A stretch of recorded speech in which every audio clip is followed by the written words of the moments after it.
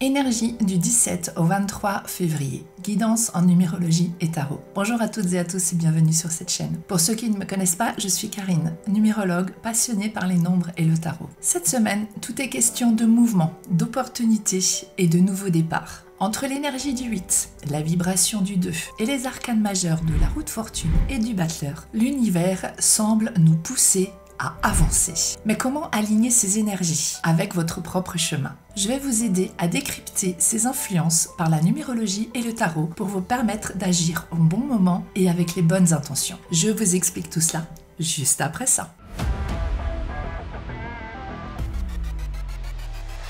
Nous entrons dans la semaine numéro 8 de cette année. Une vibration qui nous parle de puissance, de gestion et de manifestation. Le 8, c'est l'équilibre entre le matériel et le spirituel. C'est l'ambition qui prend forme. Mais attention, c'est aussi un nombre qui peut nous pousser à vouloir tout contrôler et à chercher la maîtrise absolue. Alors, cette semaine, demandez-vous: où puis-je affirmer mon pouvoir personnel tout en lâchant prise sur ce qui ne dépend pas de moi? Deuxième petite question, comment puis-je équilibrer mes ambitions et mon bien-être intérieur? En parallèle, nous sommes toujours dans l'énergie du mois 2 de février. Le 2, c'est l'intuition, la collaboration et l'écoute. Il nous rappelle que nous ne sommes pas seuls et qu'apprendre à s'ouvrir aux autres peut nous apporter les réponses précieuses. L'interaction entre ces deux énergies, le 8 de la semaine et le 2 du mois, nous invite donc à trouver un juste milieu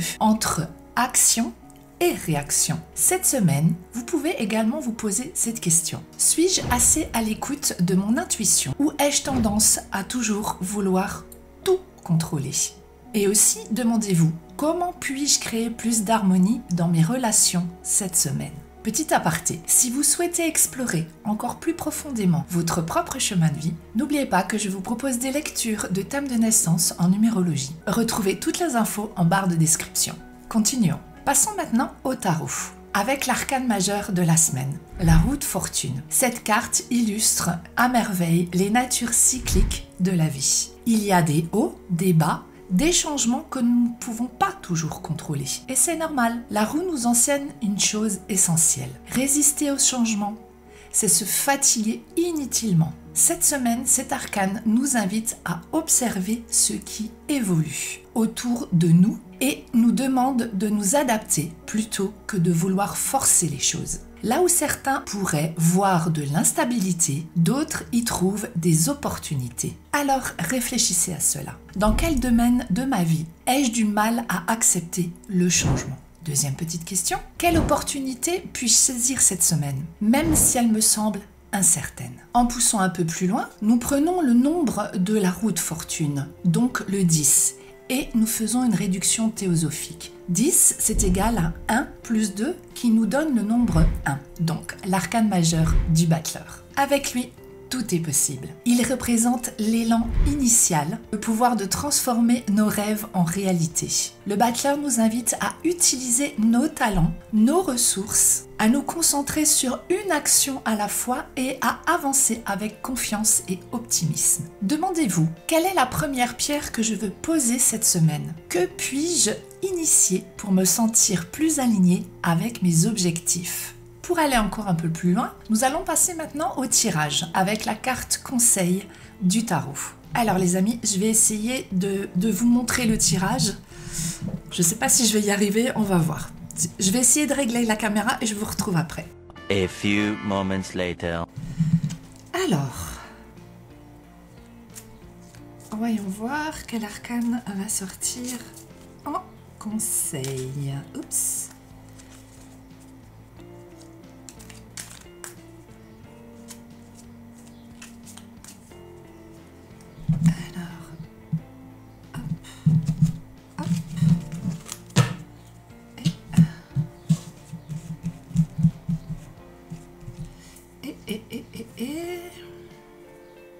Allez, celle-ci.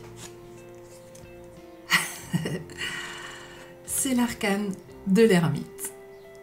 L'arcane de l'ermite nous demande d'éclairer notre chemin par notre expérience. Que s'est-il passé ces derniers temps? C'est également une carte d'introspection. Plonger en nous et chercher nos vérités. Nous sommes les seuls à vraiment savoir ce que nous voulons au fond de nous.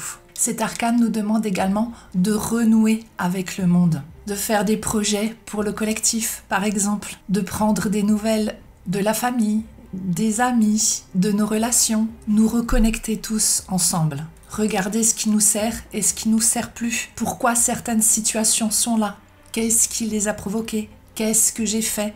Ou qu'est-ce que je n'ai pas compris? Tout cela, ce sont des questions que vous pouvez vous poser. Et honnêtement, je vous conseille vraiment de le faire par écrit. L'écrit reste et vous pouvez y revenir dessus par la suite pour voir comment vos façons de penser changent. En travaillant sur nous, nous allons nous changer nous-mêmes et du coup, cela va toucher tout notre entourage. N'oubliez pas les amis, le changement de paradigme ne peut se réaliser que s'il y a un véritable désir d'évoluer et de se transformer intérieurement. Voilà les amis, pour les énergies de cette semaine. Prenez un instant pour réfléchir. Quels changements ou opportunités récentes vous ont surpris ou vous ont lancé un défi? Partagez votre ressenti en commentaire. Ou notez-le dans votre journal. Vous verrez ce que je vous dis. Mettre des mots dessus aide souvent à clarifier son chemin. Petit conseil pratique pour intégrer ces énergies. Premièrement, tirez parti du nombre 8. Agissez avec discernement. Canalisez votre ambition, mais sans rigidité. Deuxièmement, connectez-vous au nombre 2 en écoutant votre intuition et laissez plus de place à l'ouverture dans vos relations. Troisièmement, accueillez la roue de fortune. Acceptez le changement. Observez ce qui évolue et adaptez-vous. Et quatrièmement, osez comme le battleur. Passez à l'action. Même des petits pas suffisent pour amorcer une dynamique positive. Alors, allez-y. Voilà pour les énergies qui nous accompagnent cette semaine. Prenez le temps d'observer ce qui se présente à vous. Ajustez vos actions en fonction de votre intuition et faites confiance au mouvement de la vie. Et surtout les amis, pensez à liker et partager cette vidéo et à vous abonner si vous aimez ce format. Moi je vous souhaite une très belle semaine et je vous dis à très bientôt. Prenez soin de vous.